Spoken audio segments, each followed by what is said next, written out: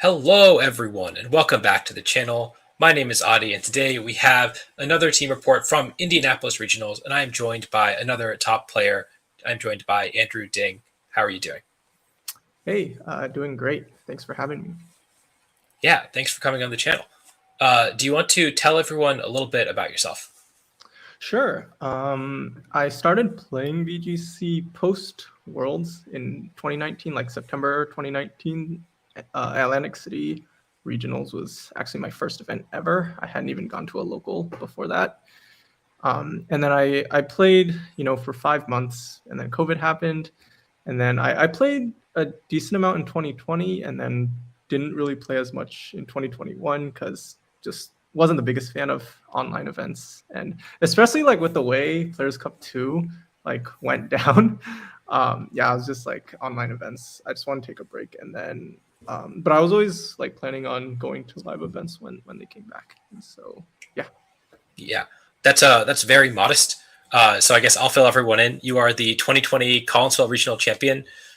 You finished, I think, top 6 in Players Cup 2 in North America, top 12 in Players Cup 1. Is that right?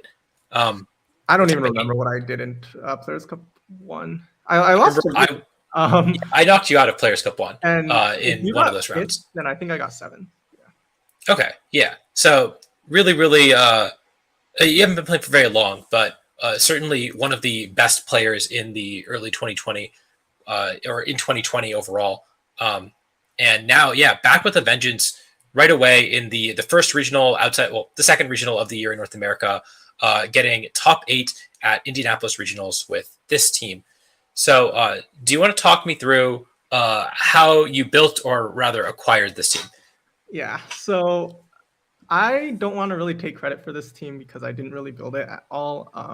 Joe UX. So the story of what happened is I didn't have a team going into Indy like 2 days before.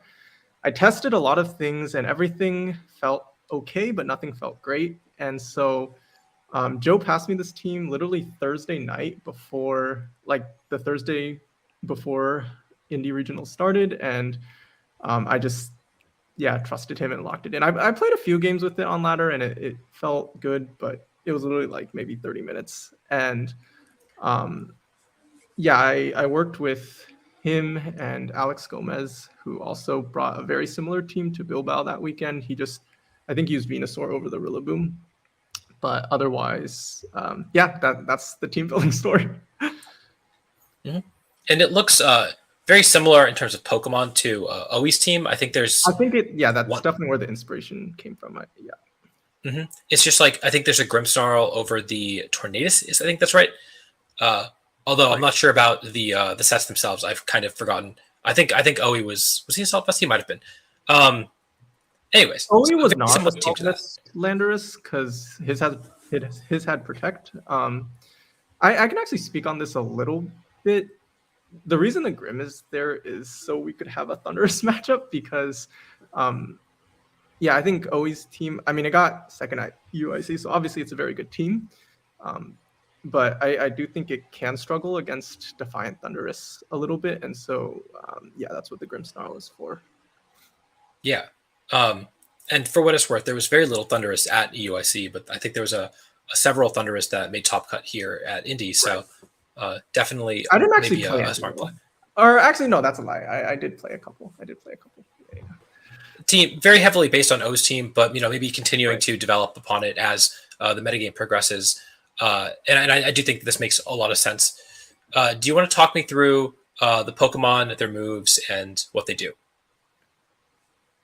Yeah, so we can start in the top left. Kyogre, it's Life Orb, and this. So obviously, Rinya's Sun is like a team every team should have some kind of line for, and some kind of game plan for. And this kills Charizard with Max Lightning most of the time. And so and I'm like, Kyogre, if it's Life Orb Kyogre, it's going to be your Dynamax target most games. And it honestly is so good. Like, it kills AV Rillaboom with Hailstorm. I don't know if it's like all of the time or most of the time, but I never missed a kill on an AV Rillaboom at Indy whenever I clicked Hailstorm. And so, yeah, Kyogre is just there to do big damage. And, you know, the primary team that has Gastrodon, like you have a way to hit their primary Dynamax target without having to use your water move. So, yeah, Kyogre's, the main Dynamax mon. And then on that note, you don't have Origin Pulse, you have Water Spout. And you also, I don't know if they run Hyper Beam. I don't think they normally do, but do you ever feel like you wanted other moves on Kyogre?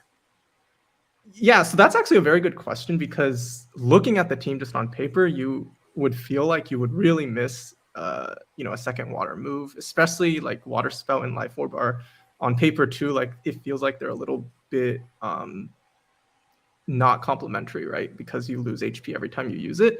But I honestly never missed, like, I think the moveset's perfect. Like it doesn't feel as bad as it seems on paper, basically, like especially as you play, just because Max Geyser kills so much stuff that after you click it 3 times, a lot of times you're just in such a good position that, yeah, it's like fine, and you have like 3 other Pokemon that can still, you know, do stuff, right? So, Right. Yeah, but that's like a super good point, because I felt that like way too before I used the team, just like looking at it. But I honestly never missed like Origin Pulse or Scald or like any other water move. Yeah. Sure. Yeah, it's almost like running Blast Bird on Charizard as your only fire move, where you just it doesn't. If you get 4 attacks off of this Pokemon, at like 30%. But yeah, I guess that might have been the only time. Yeah, but I might have still been picking out, to be honest, just to not risk missing. Mm-hmm. Yeah. Yeah, I guess we can talk about our game a little later, but Sure. You want to talk me through the other Pokemon? Yeah, so Zacian is just pretty standard. Like, I think I mean, you know, Kyogre, Zacian, or Swordfish is no like super innovative. Like, it's not like a brand new restricted pairing or anything. But especially on this team, because you're Dynamaxing Kyogre so much and you can't Dynamax Zacian, that it just like helps make your decisions easier, right? Compared to, say, if you had 2 restricteds that could both Dynamax. And yeah, I mean, Zacian's just a really good Pokemon, right? Arguably the best Pokemon in the format. And so it's just there as a good mon. And then, yeah, the other 4 are support mons. So Landorus, especially this like Assault Vest set, is mainly for different variations of Sun matchups, including Rinja Sun, just because it can tank a lot of damage. And like this Landorus set, even though I know there's no EVs there, but it was very bulky, and so you could just like keep cycling double Intimidate into not just Rinja, but you know, a lot of Sun teams. And yeah, like Groudon really just struggles to do anything. And U-turn in particular is probably the move by far that I clicked the most on Landorus if I brought him, just because, you know, you just want to pivot and then put yourself into a better position. And then, yeah, Rillaboom obviously to cover for Gastrodon and other Swordfish teams. And Instant Grim are just, you know, very gluey type Pokemon that help like, yeah, just like support your main Dynamaxer. And the Grim set too, this is like one of my favorite sets that came out of you could say EUIC, but just like this format, because I think, at least to my knowledge, Eric was the first one who kind of revealed a set like this at EUIC, although maybe it existed before, but at least that was the first time I saw it. And it's honestly so good, because you still get the screens, and the Trick Iron Ball just solves, or I don't want to say solves, but it's just like, it's so good into so many matchups. Like you can take away sashes, you can take away AVs, you know. And then in particular, so I was actually debating if I should run Spirit Break or Foul Play, and this was like one of the changes I made from the pace that Joe originally gave me, which had Spirit Break. But the Foul Play Iron Ball combination meant that against teams like Reshiram Ice Rider, you had a really, really good matchup, because you can underspeed the Calyrex in Trick Room and especially if they're weakness policy, you can just kill them with foul play, and then Kyogre's just max geysering every single Pokemon in the other slot, and it helped that matchup a lot. So yeah, I think that's kind of everything. But yeah, that's a really good point about the Grow Snarl. Iron Ball makes it, I think, a lot better into that matchup because not only do you set up screens, but you also get to underspeed and hit the Calyrex super effectively. And then if they do go with the faster mode, like they often have with Thundurus or Eliki, or other teams that have Thundurus and Eliki, Thunderwave can't hit them. You don't really want to scary face something like a Thundurus, right? And Eliki, a lot of times you want that boost to stick, especially if it like Volt switches out. So it gets that. It's so much versatility. Getting rid of like Porygon 2's Eviolite is really cool. I did that. This is like top 16 set actually. Yeah. This is like one of my favorite sets, I think, all the way back from like Series 7 when we were running Grimmsnarl Zapdos. And so, yeah, we're definitely one of the cool things that Eric was using. Too? I don't know if it has screens. I forget. That was like a year ago. But I also, I don't even remember which series is which, to be completely honest. So, other than like Series 6, because it was so scuffed. But yeah. What do you mean? That was the best one. I'm glad you liked it. I didn't like it that much. Nah, honestly, I basically didn't play that series at all, and then built a team for the last tournament, like the one big one, and ended up winning the entire tournament. And so I have to pretend like I love the format. Yeah. No, I remember that. I was watching you. That was like Charizard Persian stuff, right? Yeah. Cool team, awful format, just super hyper offensive. It turns out that it's easier to replace like offensive Pokemon with other offensive Pokemon than defensive Pokemon with other defensive Pokemon, which is why you see Incineroar on every team, but you don't see like the same hyper offensive Glumons on each team. Right. But that's neither here nor there. We're probably never going to have a format like that again. Although post Worlds, who knows what they're going to do to fill those like 3 months. Yeah. But that's a really solid overview of the Pokemon themselves. I guess, did you feel like, in hindsight, would you have changed any of the moves on any of your Pokemon? Any of the moves? So this is like hard to answer as in terms of like there being an objectively correct answer, because one like very, I think, straightforward example, right, is like Foul Play versus Spirit Break. It's really hard to argue like that one side is like 100% better than the other. It just depends on which matchups you hit, right? And so I did, for example, play some Yveltal at Indy, and obviously Spirit Break would be better into like Yveltal, right? I don't even think I brought Grim to that matchup, but specifically for the Indy run, I don't think I regret anything. Maybe like making the Landorus a tiny bit faster. Like I don't know Lugia's base speed by heart, and so I didn't know that like even with the Iron Ball at +1 it would outspeed. Like our Landorus is very slow, but still, Yeah.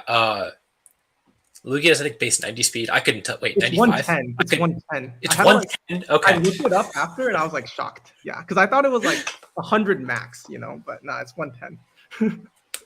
That's so funny. I mean, I played John Hu as well, and sadly he didn't cut because I beat him. But yeah, thankfully I was running a Trick Room team. I didn't need to know all my random Lugia facts. That was a cool team too. But yeah, so with that being said, do you want to talk me through some of the game plans that you had for the common teams or the teams that you expected to face?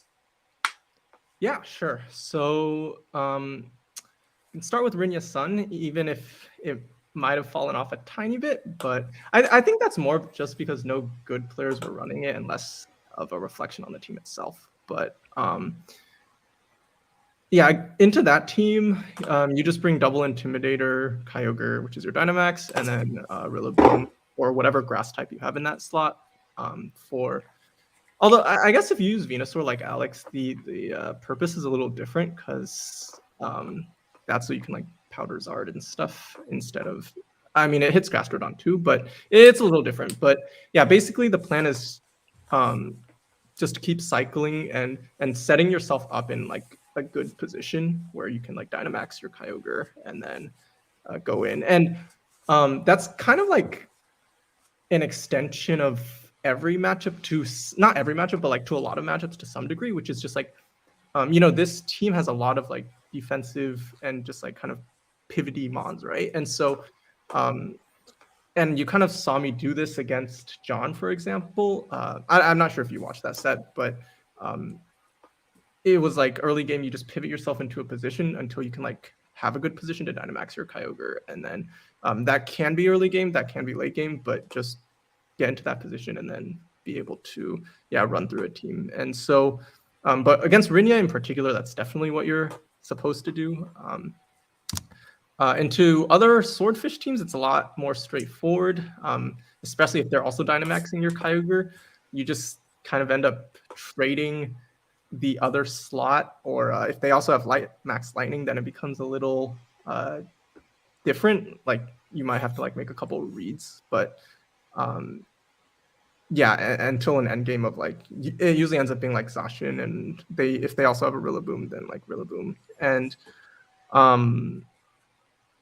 but Grimmsnarl really helps with that, especially if they don't have a Grimmsnarl, not just because of screens, but you can give their Kyogre the Iron Ball, and that will usually win you the matchup. Yeah, and then, I think what other like common archetypes are there?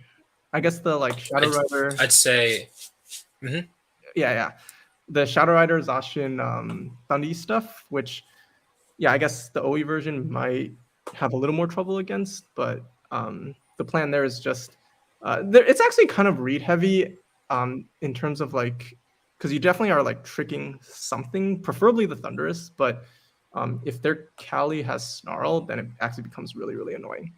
And I don't know like if most of them still run that or not, but if that's the case, then you might have to do some like crazy stuff like max guarding your Ogre and like foul playing the Cali just to like be in a better position to do the trick stuff on the next turn, or you can like set up screens first. But the general plan is like trick onto either Cali or Thundy, and then sweep with Incin and Zacian in the back.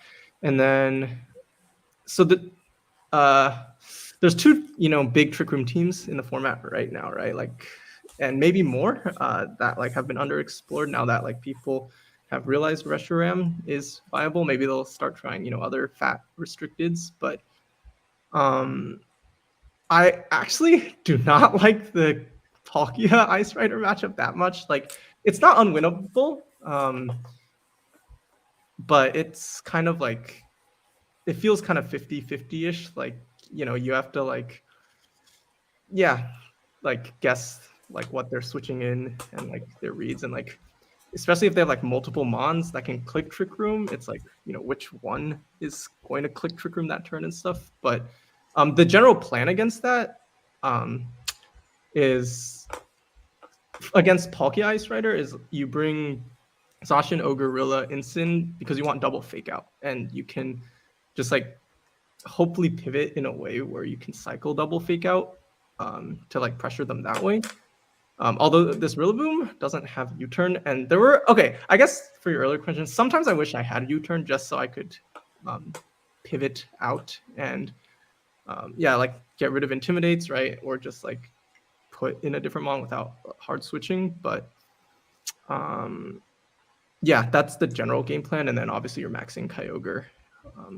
And then you need, like, Zacian's really the only thing that can, I don't want to say touch Palkia, but touching Palkia usually isn't enough. You need to like Oko it, right? And so, that's why we have Play Rough. And then, like I mentioned a little bit earlier, the Reshiram version is a lot easier because like Max Geyser actually can do something against Reshiram, unlike Palkia, and then you have the Grimmsnarl to cover for the Cali. And so, that was my top 16 matchup, for example, and I think it went pretty smoothly. I did get a tiny bit lucky in one of the games, but anyway, that matchup I think is fine. So, any other matchups I'm missing? I I guess there was a number of Eviltal in EUIC and also a few that did well at Indy. Did you have a game plan into, I guess, like Life Orb Eviltal Yeah, stuff? so I didn't have. I did play one Life Orb Yveltal in Indy, and I 2-0'd them, but I didn't have like a very like defined game plan like I did versus other archetypes. I think I just played Pokemon against him, if that makes sense. And for what it's worth, when I was testing Life Orb Eviltal, Life Orb Kyogre was the hardest matchup for me, just because you did so much damage. You would always two-shot the Eviltal, or even just Oko if you got a little chip on it. Right. So I would expect that to be a pretty favorable matchup for you. So I played 2 Yveltal now that I'm remembering, but they were very different. Like one was a pretty standard Yveltal Zacian with like Aleki and things like that. And that one I just did the typical like pivot around until I could max my Kyogre in a good position to sweep. And then the other one I played was a Evil Dawn with like Venusaur, and the Venusaur makes it like really obviously different, but just like you kind of have to like guess their lead correctly, because you can like lead fake out Airstream or fake out Hailstorm or whatever, but most of those teams have like a Thundurus on them. And actually, game 3 against the Evil Dawn player, I actually led Instant Landorus into Life Orb Defiant Thundurus, but somehow won that game. So yeah. Wow. And so I guess those are the notable matchups that I have in mind. Do you want to talk me through a few notable games from your tournament run? Yeah, I'll talk about. We can start with our set, I think. So we played each other in round 3, and for the record, just so the world knows, I definitely don't think I deserve to win that set, because Adi missed a pretty crucial Hydro Pump in game 3, and he also missed one in game 2, although I don't know if that one mattered as much. But I mean, it would have KO'd the Zacian, and then the Zacian wouldn't have KO'd the Palkia. But was that both games? Okay, then I don't. It was both games. Yeah. Okay, yeah, so they both mattered.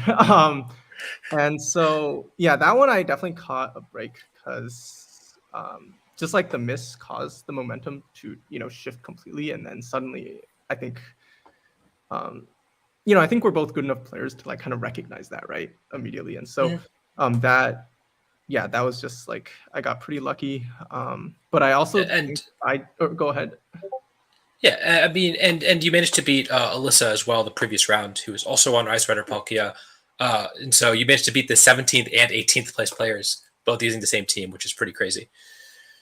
Yeah, Alyssa played really well, actually. That was like a super nail-biter set. Don't think I got lucky in that set. I think so this is a good example. Like game 3, I think she just banked on the Rillaboom living Hailstorm from my Kyogre, so she clicked Woodhammer instead of Grassy Glide into it, and it killed without a crit, and I won the game because of that. So I definitely should have been 2-1, I think. Although I don't think it's like unwinnable. I think like if I maybe played a little better, right, in theory, I maybe could have won without the miss. But that's all like hypothetical. And then I wanted to say this. So I know some people might be wondering in round 4 on stream, like why I didn't target Lugia when I had a Landorus in the back and he had an Aleki, right?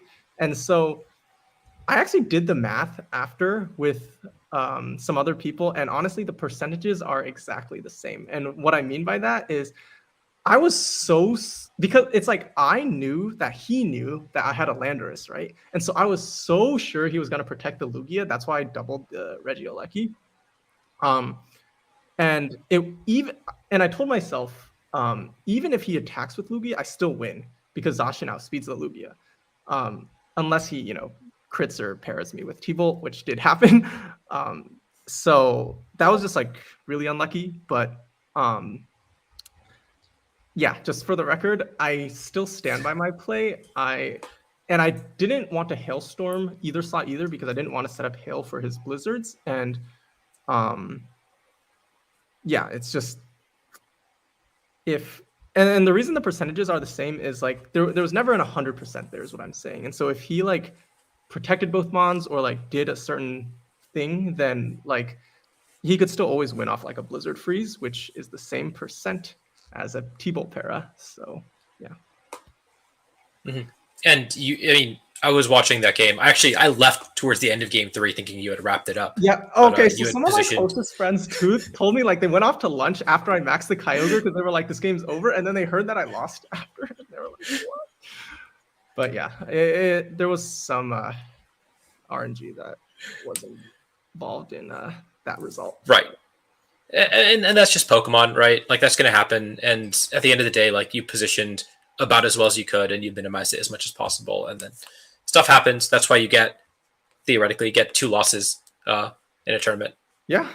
And I know I told you this at the event, but like I didn't even feel that bad after because I was like, I got lucky in my previous round against Audi. So, everything kind of balances out. So, yeah. Mm-hmm.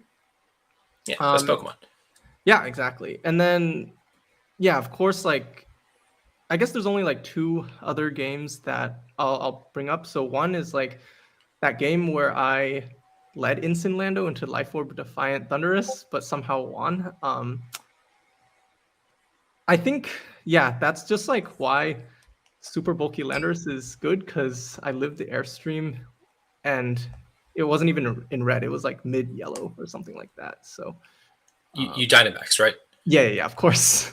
Yeah, so and then so I hard switched Instant to Zacian turn 1 to get the speed boost on the Zacian, and then Behemoth Blade plus the Airstream from the Landorus like killed the Thunderous. But yeah, so that was like, because I was already at like X2 at that point, so if I lost any of those sets, it would have ended the run.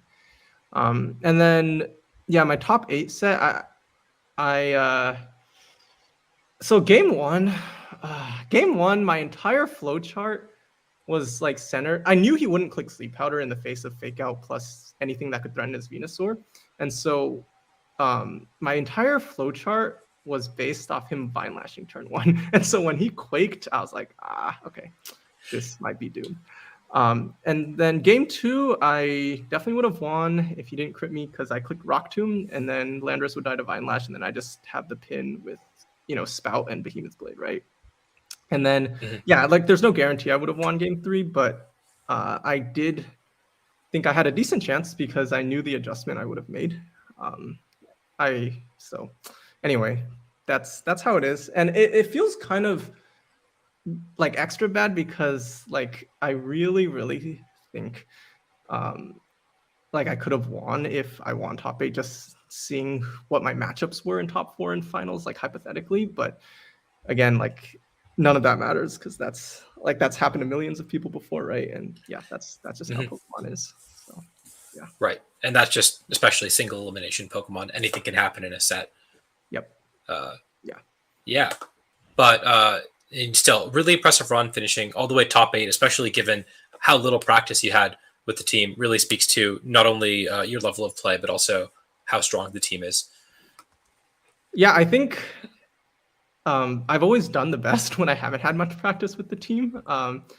When I played Players Cup 2, I didn't play a single game with the team before, and I dropped round 1, and then I think I won like 11 sets in a row or something. And so that was just like, Benji gave me the team, and I trusted him. And then, yeah, just in general, yeah, most of the events I do well at, I don't play that much. So I think I should, and I actually think it's not a coincidence, because I think if you overplay a team, you'll kind of like, I do think there is like a degree of kind of getting into your head with certain matchups where you've played it so much that like there's like too many possibilities that you're like going through, and like your opponent might not even be thinking of like half of them, you know what I mean? And so like sometimes it's actually better to like not have those like possibilities in your head, because then you can just like play cleaner almost, or like you won't be stressed about like making 50 reads, right?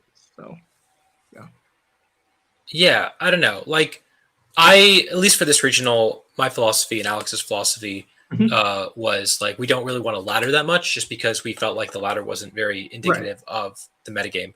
And so we were doing that. We were playing, 10, 20 games against the same team Yeah. Yeah, but then you end up honing in on one or two variants of the team, and I think it's harder for you to adjust sometimes. Uh, and so, at the same time, I think the key, at least for me, has always been uh, not to uh, not to try to get a specific game plan or a specific flow chart, but really try to understand what the important aspects of the matchup are. Right. And if you can understand that, then you can usually figure it out as you go, even if the team is slightly different.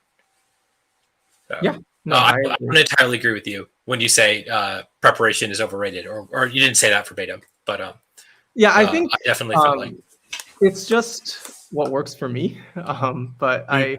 I just like kind of trust my fundamentals, maybe too much, but I do agree that yeah, that definitely won't apply to everyone. So Mhm. yeah, yeah. Yeah. So like I mean that's what I'm saying. Like I'm the opposite. I feel like I do better when I have prepared really methodically. Right. Um, but Yeah, yeah, well, Lukemir is like that too. You know, like he's like one of my best friends. He also like likes to prepare super methodically if he's actually going to an event, and so I totally get it. And yeah, I don't know why I'm like this, but that's just what I think. For me, it's like finding that balance. Yeah. right. I mean, and results speak for themselves, right? This was a great Yeah, I run, think like you for said. like Collinsville too, I played like 2 days of ladder with the team and then just like went in. So yeah. Yeah. I mean, you just built different, I guess. I didn't mean it like that, but No, I mean, like you yeah, just are.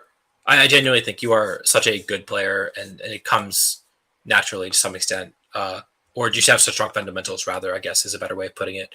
Um, that even if you don't like, you are able to figure out what your matchup has to look like and what the important parts of the matchup are, and that's something that you either get either like by figuring it out while you're playing, or by like figuring it out through practice earlier. But if you're capable of figuring it out while you're playing, um, that's really impressive. That's something that I personally struggle with when I face teams that I haven't seen before, um, and it's just a sign of a really good player.